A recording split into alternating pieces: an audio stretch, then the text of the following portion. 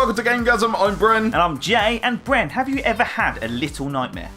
Yeah, she's about 5 foot and lives with me. Oh, are you talking about? Yeah.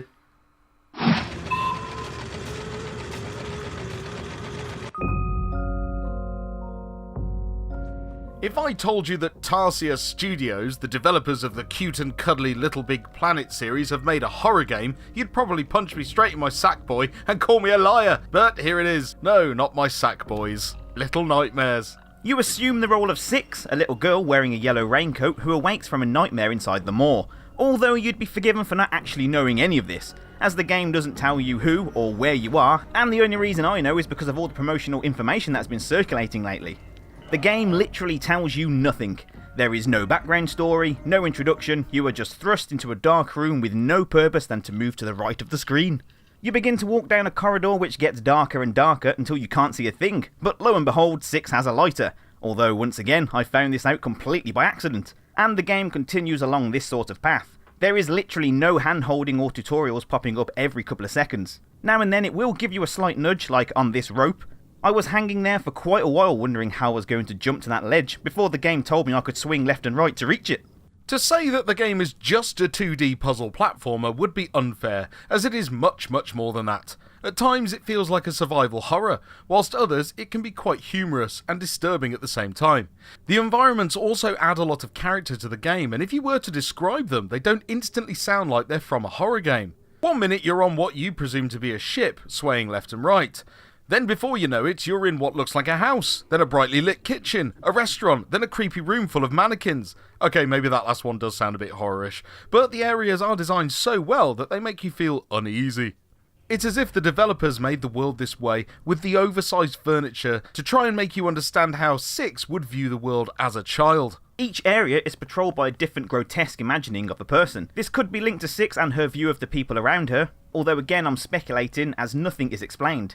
They all have their own unique characteristics and behaviours too. The first monstrosity you come across is the janitor, or Creepy Mr. Tickles as we'll affectionately call him. He's blind, so you must be quiet whilst moving around him, and his long arms help to catch you if you hide under tables or up high. He also attempts to grab you through doors and through some gaps in the walls, which led to me almost spraying my tea all over the screen. Later on you come across some rather large twins who are slower and struggle to grab you if you run or hide under tables, so you need to mix up your strategy as you play. The platforming is cleverly done too, and the rooms you are in have been really well designed. Sometimes it's not instantly obvious where you need to go, which isn't great when you're being chased by creepy Mr. Tickles or his large friends. The controls can sometimes be a little fiddly too. To grab onto a ledge you need to hold R2, or the right trigger on Xbox. This becomes increasingly difficult to remember when you're panicking and trying to escape whatever it is that's following you. Other times you run into a dead end and the only option is to hide, leading to a game of hide and seek. A couple of times my hiding places weren't good enough, so I was found and sent back to the last checkpoint. Luckily, the checkpoints are rather fair, no more than a couple of rooms away at most, and the loading times are forgiving too. This helps to ease the frustration of picking the wrong hiding place or missing that ledge whilst being in a panic. Throughout the game there are statues for you to find and smash, and gnomes to hunt down and hug. These serve as the game's collectibles and add to the replayability of the game. It's not a long experience at all. The first time took me a little over 4 hours and the second less than 2. I wanted more. I also wanted to know more about the world I was in and the character I was playing as. Six is full of mystery, and I found myself wanting to know why she was there and why she was the way she was, especially towards the end, but I won't spoil any of that, don't worry. But the length, the mystery and the sometimes annoying controls aren't enough to take away from how much I enjoyed this game. It never overstayed its welcome, and at no point did it ever feel repetitive, giving this a GameGazm 9. It really is a must-buy, and at the low price of $15.99, you'd be stupid not to add this one to your collection. You don't want to be stupid, do you? So go and buy Little Nightmares today.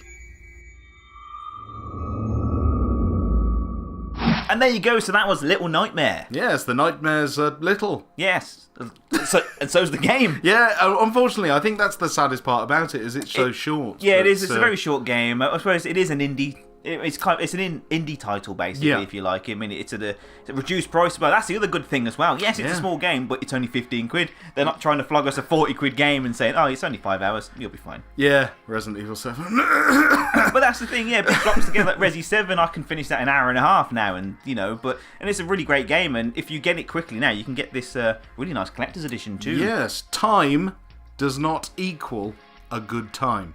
And on that, what do you get in this special edition? Well, you get the game for a starter. That's nice. Which is, it's nice to get in a collector's edition now. Yeah. But yeah, you get a nice statue of Six as well. Yep. You get the soundtrack on disc as well, which is also quite nice, along with a comic strip, stickers, and a poster as well. That's right, yeah. So it's always in this nice little collector's box, and it's looking really cool.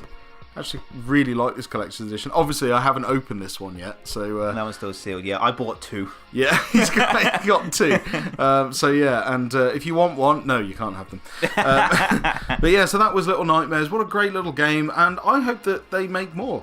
Yeah, I would like to see, and there's so much that they didn't explain in the game that they could do more games if they wanted to. Like at the end, if you guys have finished it, I won't say anything. Don't worry. It does kind of like there's so many unanswered questions, so it could carry on if it wanted to. Yeah, and that's a good thing. So hopefully, if it's done well and it's been as successful as we think it should be, then hopefully they'll bring out more. Yeah, here's hoping. I don't want another Little Big Planet. No, I think they've done that to death. Yeah, and the same thing. I don't want a Little Nightmares karting either. No, no.